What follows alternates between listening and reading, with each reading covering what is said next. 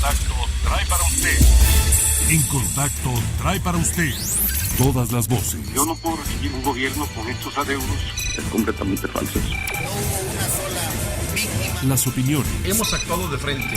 Yo no voy a iniciar mi gobierno dando pasos fuera de la ley. El acontecer de los temas más relevantes en la mesa de análisis. Hola, ¿qué tal? Qué gusto saludarle. Ya estamos de nueva cuenta en nuestra mesa de análisis, como todos los viernes. Y bueno, por supuesto, soy Luis Ramírez Vaqueiro, le doy la bienvenida. Le agradezco su preferencia a través del 96.9 de FM y en digital 96.9 y también a través en Canal 33 en Digicable y en Contacto.mx para el resto del mundo. Bueno, este día tengo el gusto y el agrado de saludar a dos conocidos también ya de usted, son dos importantes analistas veracruzanos. Le agradezco a don Alfredo Vielma Villanueva el estar con nosotros esta tarde-noche. Don Alfredo, gracias. Buenas noches, Luis. Y por supuesto también a Lauro Rodríguez Zamora. Gracias, Lauro, por estar Luis, acá con nosotros. Y bueno, la pregunta de este día, después de que estamos viendo que no deja de llover, no ha cesado de llover, ya son los remanentes de este huracán Katia, es también pues este incidente que en la madrugada de ayer, ¿no? La noche, ya entraba muy la noche de ayer, pues se presenta un sismo que dicen los expertos que en 100 años no había habido un sismo tan fuerte, pero afortunadamente, por lo menos hasta lo que se sabe o a lo que hemos logrado ir observando durante el día, las pérdidas humanas o las pérdidas materiales no fueron tan cuantiosas o tan significativas como lo ocurrido en 1985, ¿no, Laura? Así es, la verdad es que déjame decirte que a mí me tocó el del 85 y sentir el de anoche, estaba yo trabajando. Sí. La verdad es que me metió un susto bastante fuerte porque hace mucho que no sentía, desde el 85 no sentía yo un temblor de esa magnitud y menos en Jalapa, porque Jalapa tiene estabilidad en el suelo, es rocoso, es volcánico, y la sensación de revivir esa angustia de que no sabes si se va a caer la estructura, de los familiares, de qué haya pasado, de qué es lo que ha sucedido en la entidad sí, y en otros lados del país. La verdad es que la angustia fue bastante alta, la gente salió a las calles, cosa que es ahora normal, de que sí, la gente rápidamente se pone a resguardo, y afortunadamente el Sistema Nacional de Protección Civil funcionó por lo que veo. Hubo una alerta importante, por ahí se maneja que habría que estar pendiente de posibles réplicas, de los ajustes que hay en las placas. En las redes sociales, no sé si sea cierto, la verdad lo desconozco, de este comentario de que se dice de que posiblemente habría un megatemblor próximo, ¿no?, a partir de estos movimientos, pero lo cierto es que estamos en una zona de temblores, una zona de placas importantes en el Pacífico, sobre todo, que en algún momento van a estar sucediendo, es parte de la vida de la Tierra, pero a nosotros nos metió un gran susto. Don Alfredo Vielma, también platicábamos fuera de micrófonos sobre dónde le había agarrado el temblor, como decía aquel personaje tabasqueño, en dónde te pescó el temblor. Y bueno, lo cierto es que, no sé, y eso se lo pregunto, la sociedad, con el paso de estos años y de también sismos tan fuertes como el del 85 que costaron tantas vidas, ¿está preparada ya? ¿Tiene mayor cultura? ¿Reacciona mejor ante eventos de esta naturaleza? ¿O es que la tecnología ayuda más que en otros tiempos? Sí, por supuesto, hay muchísimo más cultura de prevención. Démonos cuenta que, por ejemplo, el temblor aquel catastrófico del 85 para acá, pues las dependencias de protección civil han mejorado muchísimo el rango de sus prevenciones y de las precauciones que se toma y de la información que se da a la ciudadanía en general. Lo que sí sería conveniente es tener conciencia que estamos en zona sísmica.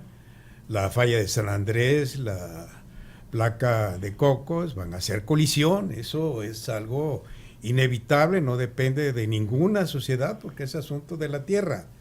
Pero tampoco que vivamos con esa psicosis. A propósito de lo que comenta Lauro, y tiene razón, después del 85 hubo muchas previsiones en el sentido de que se iba a repetir, que iba a haber réplicas. Yo me acuerdo de gente, científicos de la Tierra, que decían que en la década de los 90 del siglo pasado iba a ser terrible en cuanto a un sismo, peor que el que había asolado la Ciudad de México en el 85. Afortunadamente no fue así, ha temblado, ha seguido temblando y tiembla todos los días, ¿no?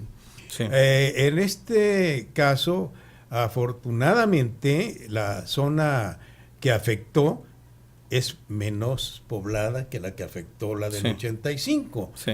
Si este temblor hubiera ocurrido en zona mucho más poblada, entonces hubiera sido de resultados catastróficos. Sí. Si ahorita ya se registran más de 50 muertos en Oaxaca y en Chiapas, bueno, pues, ¿qué no hubiera sucedido en una ciudad, una megaciudad como Puebla o la Ciudad de México? Sí. Pero el epicentro pues estuvo lejos, ¿no? Y no llegó con ese empuje tan devastador como la del 85. Afortunadamente, como bien apuntan ambos, la ciudadanía se ha ido mentalizando, se ha ido dando cuenta de que, bueno, pues no está ajena, no está exenta a este tipo de fenómenos. Vivimos en una nación volcánica, dos cinturones volcánicos importantes que hacen confluencia y que normalmente, como bien apuntaban, pues bueno, la placa de Cocos con la placa el norte, la falla de San Andrés, y esto, pues siempre va a haber una tendencia a que se presenten estos eventos. Esperemos que no se dé esta réplica en intensidad considerable, que sea un asunto menor y que no haga tanto daño, porque también pues no es deseable que ni siquiera una sola vida se pierda, ¿no? Fíjate que a partir del temblor del 85 se fortalece la cultura de protección civil. Sí. Precisamente surge el Sistema Nacional de Protección Civil a partir de este gran desastre que tuvimos en esa época. Y cambiaron hasta las reglas mismas para la construcción de casas y viviendas, edificios. Pero hoy lo todo, estamos ¿no? viendo cómo operan también, ya no solo para temblores, Claro. para este caso de las lluvias y tormentas, Así es. huracanes, en fin, hoy estamos más preparados efectivamente, pero debemos tener presente que la vida sigue y que los desastres son eso, son desastres, no son controlados por el hombre. Lo único que podemos hacer es tratar de prevenir, Sí. actuar en el momento de la emergencia y después ser resilientes para recuperar la normalidad. Vamos a hacer una pausa y regresamos a hablar también de protección civil y de este inminente impacto de este huracán Katia, que ya alcanzó la categoría 2, que en las próximas horas pudiera, dicen los expertos, llegar a categoría 3 y en ese potencial pues impactar territorio veracruzano. Lo errático de su movimiento y lo lento también ha dificultado muchas veces pues evidentemente que las afectaciones sean menores, pero bueno, esperemos. Esto lo platicamos, si les parece, al regresar de la pausa y volvemos. Ya regresamos a la mesa de análisis. Regresamos a nuestra mesa de análisis y usted seguramente en cualquier punto de la entidad a donde nos escucha, pues está sintiendo los efectos ya de este huracán Katia, que pues evidentemente nos tiene en jaque y nos tiene en alerta máxima en el territorio veracruzano. Don Alfredo, Veracruz enfrenta pues horas de emergencia, es inminente el impacto de este meteoro y es evidente que también dejará afectaciones considerables, pero ya hablando de la cultura de protección civil, aquí lo que preocuparía más en estos momentos es que los recursos del gobierno federal llegaran de manera inmediata para atender esta circunstancia y seguimos padeciendo pues lo tortuoso de los mecanismos burocráticos de un fondo de desastres naturales como el Fonden, ¿no? Es que se combinan. Luego las reglas burocráticas se establecen porque hay gente que se lleva el dinero, ¿no? Entonces, bueno, sí, como don Fidel. Ese es el problema, ese es el gravísimo problema de la relación sociedad-gobierno. En cuanto a los fenómenos naturales, bueno, la posición geográfica de Veracruz en el Golfo de México es estratégica precisamente para Sí. que nos azoten los fenómenos naturales que nos vienen del mar. Y démonos cuenta además que esto es producto del cambio climático, definitivamente. El hecho de que en el Atlántico y en el Golfo de México sucedan tres fenómenos casi de manera simultánea, uno tras otro, nos revela de ese gravísimo problema del daño que le hicimos a la tierra y que provocamos un cambio climático que tiene al mar ahorita en efervescencia, y me refiero a la temperatura. En la medida en que haya más calor en el agua marítima, en esa medida van a surgir más fenómenos de esta naturaleza, y bueno, en lo que corresponde a la sociedad debemos estar preparados a través de los mecanismos de defensa, que finalmente lo que interesa es salvar vidas humanas. Sí. Lo material, bueno, de alguna manera Claro. se recupera, pero las vidas humanas es el principal. Lauro, tú que le conoces también bien en la administración pública, ¿qué se debería de mejorar para evitar precisamente la aparición de personajes como los Herrera o los Duarte, que cada vez que había un meteoro en Veracruz estaban haciendo, pero así chinitos, como contando para que llegaran, porque sabían que había dinero que no iba a tener que ser comprobable y que podían llevárselo inventando cualquier pretexto, ¿no? Bueno, no, sí es comprobable porque tiene ciertos mecanismos el fondo. El asunto que tiene es de que primero debe de haber un comité de evaluación, Sí. y ese tiene que haber agilidad para que pueda establecer que los daños que se generaron, Sí. y va a hacer la declaratoria de emergencia. El problema es que los recursos luego te llegan un año después de la emergencia o un año y medio después, y tiene que ver con los paripazos. Es decir, el gobierno federal sigue insistiendo en establecer fondos en donde obliga a los estados a ponerle aportación. Digo, de una vez, si lo vas a dar, pues dalo y que se aplique y que el Estado haga lo suyo con su recurso, pero los paripazos impiden que puedas aplicar el recurso. Eso le pasa mucho a Veracruz. Te da el gobierno federal el dinero, pero como el gobierno del Estado no aporta, no lo puedes tocar hasta que se hace la aportación estatal. Y si no tienes dinero, ese dinero está congelado. Entonces nadie lo utiliza. Aunque ya lo tienes, es federal, pero no lo puedes tocar hasta que haya la aportación. Esas reglas son las que deberíamos de cambiar. Bien. Para que pueda ser más ágil el tema. En esta semana también fuimos testigos de, pasando a otros temas, dejando de lado lo que tiene que ver con el medio ambiente y la protección civil, pues de un gran avance, no sé si en el tema democrático, pero finalmente creo que, pues, y eso es lo que le pregunto, don Alfredo, los partidos políticos se han dado cuenta que están sumamente desgastados, su credibilidad ha pasado pues a ser parte de una marca, un estigma, y ahora pues es necesario construir un nuevo frente, un frente de partidos políticos que los obligue a llevar a las grandes minorías, convertirlas en una mayoría, a hacer gobierno, estos famosos gobiernos de coalición. ¿Tiene futuro el frente que creó, el Frente Ciudadano por México, que crean PAN, PRD y Movimiento Ciudadano? Bueno, o al menos que ya le fueron a decir al INE que tienen intención de aliarse. Bueno, a lo mejor futuro electoral sí lo puedan tener eventualmente mientras permanece o se desarrolla el proceso electoral, sí. 2018, pero políticamente no tiene absolutamente ningún porvenir, es decir, son tres partidos, uno de ellos el más fuerte, el más consolidado, que es el Partido Acción Nacional, con dos partidos en vías de extinción, el PRD y Movimiento Ciudadano. Lo que fue el PRD, pues un partido emblemático de la izquierda mexicana con muchísima fuerza cuando los auténticos líderes de este movimiento surgieron, y una vez que se fueron, pues dejaron una entelequia y el PRD no representa absolutamente nada. Y por su parte, Movimiento Ciudadano, bueno, pues un gerencial, totalmente gerencial, no se le ve absolutamente ningún otro propósito sino el de permanecer en la nómina del INE, y por esto es que busca una coordinación con otras fuerzas políticas. Por lo demás, digo que es electoral, yo me imagino que va a suceder una vez que ya empiece a operar el frente y escoja al candidato a la presidencia de la República, que si no es Anaya, pues va a perder todo propósito, porque para esto lo constituye Anaya, y si no es doña Margarita, pues el PAN va a sufrir una extraordinaria fisura que va a dejar a tres partidos pues en la inoperancia, ¿no? Esto es lo que se ve a grosso modo, sí. Pero además lo que es hoy ya mañana cambia totalmente, ¿no?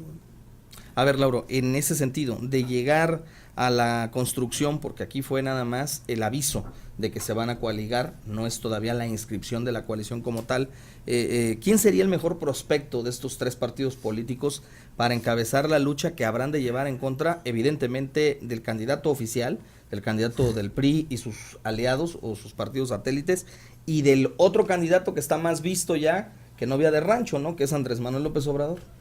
Pues mira, en realidad lo que vamos a ver son tres frentes grandes. Vamos a volver otra vez al escenario que no vamos a tener la información real sobre quién va a ganar, todos van a tener las posibilidades. Al construirse esas coaliciones, realmente lo que haces es eso, tener capacidad competitiva para enfrentar la elección.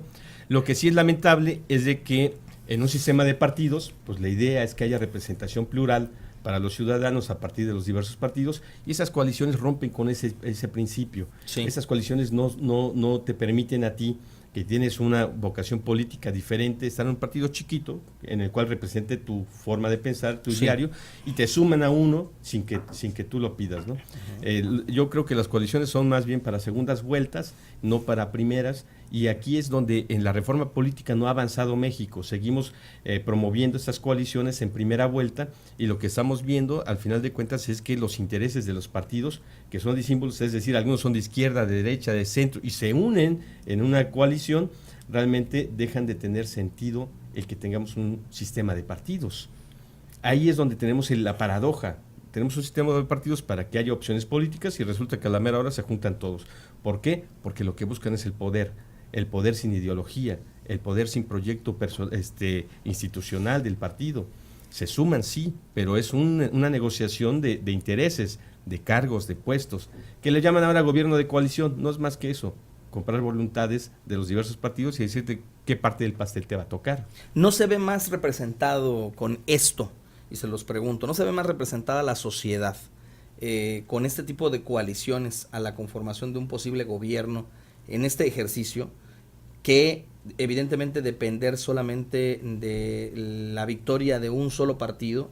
Es decir, no vivimos una democracia mal construida o mal entendida en México, porque finalmente cuando se va a las votaciones, el que finalmente triunfa no es el de la mayoría, es decir, gana una pequeña minoría y esa es la que gobierna a nivel nacional, pero el resto no es el que está a favor del candidato que gana o que vence. Esta construcción ideológica de la que tú hablabas, que estamos enfrentando, debe ser el futuro, porque no hay una segunda vuelta, estamos en primera vuelta y por eso tienen que hacer la coalición en este momento, ¿no? Bueno, desde hace ya, a partir del 88, Sí. las elecciones han venido a ser de tercios. Sí.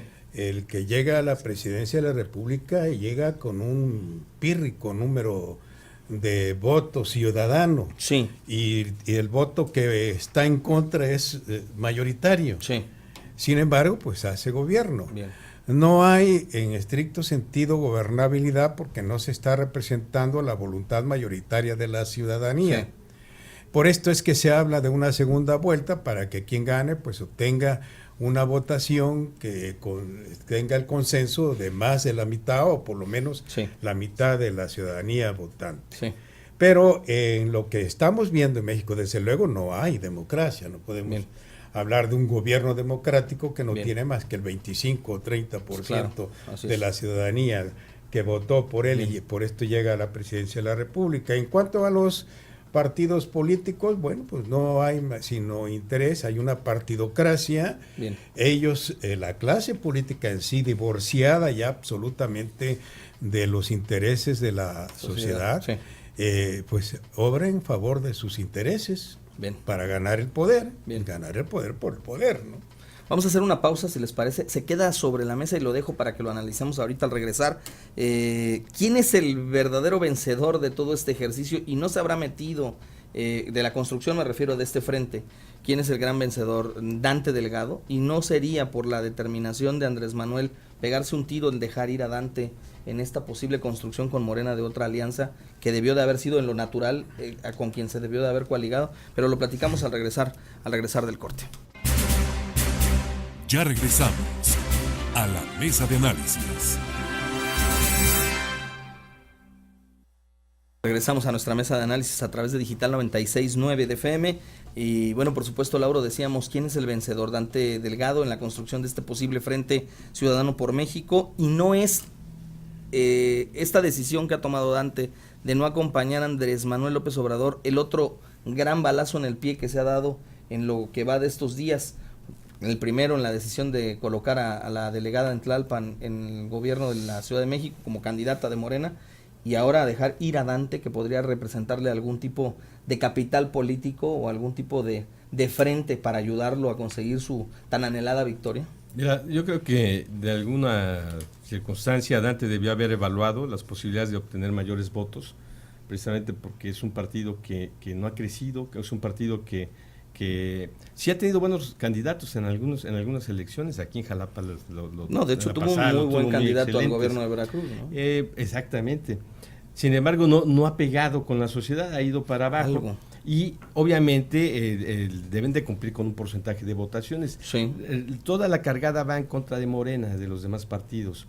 Obviamente yo creo que debió haber evaluado la posibilidad de que le impactara negativamente en el número de votos a su partido y la posibilidad de que con esta coalición, si se construye, pueda obtener un mejor resultado. Obviamente, si llegan a ganar, sí, está esperando también ser parte del gabinete, sí, que son lo que ganaría. ¿Qué va a perder? Si esta coalición no obtiene el triunfo, entonces Movimiento Ciudadano realmente se mete en un gran problema. Pues ahí está este asunto. Durante la semana también, don Alfredo, vimos y observamos un asunto de corte nacional como es la constitución propiamente de las mesas directivas, tanto del Senado como de la Cámara de Diputados Federal, en un ejercicio que se esperaría o se supondría, pues tendría que haber transitado de manera normal, pero por primera vez en la historia de la vida legislativa en nuestro país, llegamos a la fecha límite y no había mesa directiva en la Cámara de Diputados. Algo gravísimo porque se pudo haber caído en un impasse para que pues se tuviera que recurrir a la Suprema Corte de Justicia, se tuviera tenido que recurrir a otra instancia. Usted le conoce bien al tema legislativo. ¿Qué sucedió y por qué esa presión para sacar un asunto que pues el mismo Ejecutivo pudo haber retirado de la propuesta inicial, ¿no? Que era un artículo ahí transitorio para no dejar pasar al fiscal carnal? Como fue finalmente. Pero bueno, estamos en tiempos electorales y todo parte, pero precisamente no le voy a llamar a berrinche, pero sí de la actitud dinámica del presidente del PAN, que no le gustó que le sacaran sus trapitos al sol y un poco para distraer la atención pública y otro más para cobrar revancha de lo que le hicieron. Bueno, pues aprovechó la constitución de este reciente frente y se llevó como aliados al Movimiento Ciudadano y a los diputados del Movimiento Ciudadano del PRD para poder ejercer presión en la Cámara de Diputados, de tal manera que el argumento fundamental era quitar el transitorio que establecía el pase automático de procurador a fiscal. Y lo lograron precisamente por lo que apuntas, para que hubiera finalmente mesa directiva en los términos establecidos por el reglamento del Congreso para antes del día 8, porque hoy la Secretaría de Hacienda presenta su presupuesto o su propuesta de presupuesto para el 18 y tenía que haber una mesa directiva que recibiera el documento. Se hizo finalmente. Aquí la cuestión es quién ganó. Finalmente Anaya, en apariencia, consiguió lo que quiso. Pero bueno, pues eso está todavía a debate. Creo que fue una victoria pírrica esta del frente, porque finalmente lo que viene por delante va a ser bastante escabroso para el propio frente. Yo no sé cómo le van a hacer, por ejemplo, en el frente cuando se llegue la candidatura del frente en Morelos. ¿A quién van a postular cuando el del PAN va a querer uno y el PRD va a querer de hecho, ya por ahí se filtró, ya habrían llegado a un acuerdo y se habrían dividido, por ejemplo, en el caso específico de Jalisco Acción Nacional, para Movimiento Ciudadano. Pero, por ejemplo, Veracruz, Puebla, en el caso de Morelos, para Acción Nacional, no se la van a dar al PRD, y esto llama la atención porque el PRD se queda con otras plazas que hacen evidente... Pero son construcciones elitistas. Que hacen evidente populares, que no hay una buena relación de la dirigencia del PRD con su actual gobernador en Morelos, ¿no? Que es por ejemplo, en Morelos los panistas no van a votar por el candidato del gobernador perredista. No van a votar por esto. Entonces, eso, como son acuerdos populares, la base a la que no se consulta, pues la que finalmente va a decidir, ¿no? Usted hablaba de una victoria pírrica y a mí me llama la atención porque todos nos fuimos con lo que aparentemente generó este asunto y perdimos la atención de otro hecho que se estaba cocinando, que el gobierno ya sabía que se iba a hacer el anuncio y iba a aparecer en esta semana, pero finalmente pocos medios hablaron del asunto. Algunos líderes de opinión generaron cierta controversia mencionándolo, comentándolo, que tuvo que ver con esta investigación que hace Animal Político y que hacen estos integrantes de esta ONG que tiene que ver con el tema de la anticorrupción y que tiene que ver con la transparencia, denominado La Gran Estafa. Y Lauro, ahí pues evidentemente se descubre que desde el gobierno federal, los mismos encargados de administrar los recursos de los mexicanos traen unos enjuagues increíblemente millonarios, que ya también ponen en evidencia que la academia, que la investigación científica, que las universidades son buen puente para poder construir todo este entramado de corrupción. Claro, al final de cuentas, mira, esa determinación de que si se quedaba un fiscal carnal o no, era, y lo tomaron en el debate y lo dijeron, ¿por qué que en el caso de Duarte no se le permitió dejar a su fiscal y por qué en el caso de Peña Nieto sí lo quieren imponer? Para que te cuide las espaldas, va a estar 9 años en la gestión, y tienes razón, ese cargo va a ser importante en el proceso de transición, porque al final de cuentas va a ser quien asuma cualquier denuncia que se presente en contra de la administración que está saliendo de Peña Nieto. Y mira que hay un montón de cosas de cola larga que pisarle, empezando por la Casa Blanca, las concesiones que se han entregado, las licitaciones que se han hecho, las suspensiones de obra como los puentes que se iban a entregar a empresas amigas.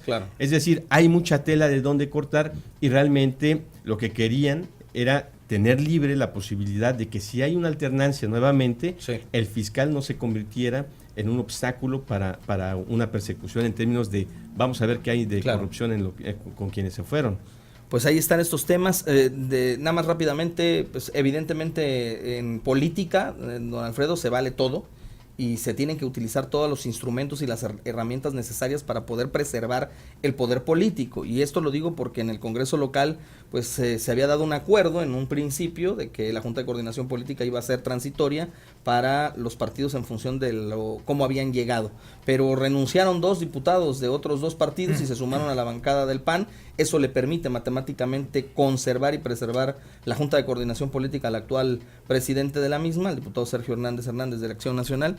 Y bueno, pues en política se vale todo, ¿no? Bueno, se vale tanto que, por ejemplo, en el Congreso Federal, Morena apoya con sus votos o con su no presencia para votar en el sentido en que votó el PAN, el PRD y Movimiento Ciudadano en contra del PRI, y ahora el PAN le hace a Morena lo que Morena no pensó que le fuera a hacer, y le está birlando la oportunidad al coordinador de Morena en el Congreso local de ser presidente de la Junta de Coordinación Política. Pues les agradezco infinitamente que hayan venido. Muchísimas gracias don Alfredo Bielma, Lauro Rodríguez, por estar con nosotros. Nosotros nos despedimos invitándolo no sin antes que escuche mañana en el 97.7 al equipo de Fernando Hernández de En Contacto Deportivo a través de La Máquina. Estarán desde Kia Motors ahí llevándole todos los detalles. Nosotros nos escuchamos la próxima semana y por supuesto manténgase informado a través pues de las estaciones de Grupo Van Radio de los anuncios que hace Protección Civil y este huracán Katia, que evidentemente en esta tarde noche y la mañana del sábado estará impactando en Veracruz. Cuídese y haga caso a los avisos de Protección Civil. Soy Luis Ramírez Vaqueiro. Excelente fin de semana.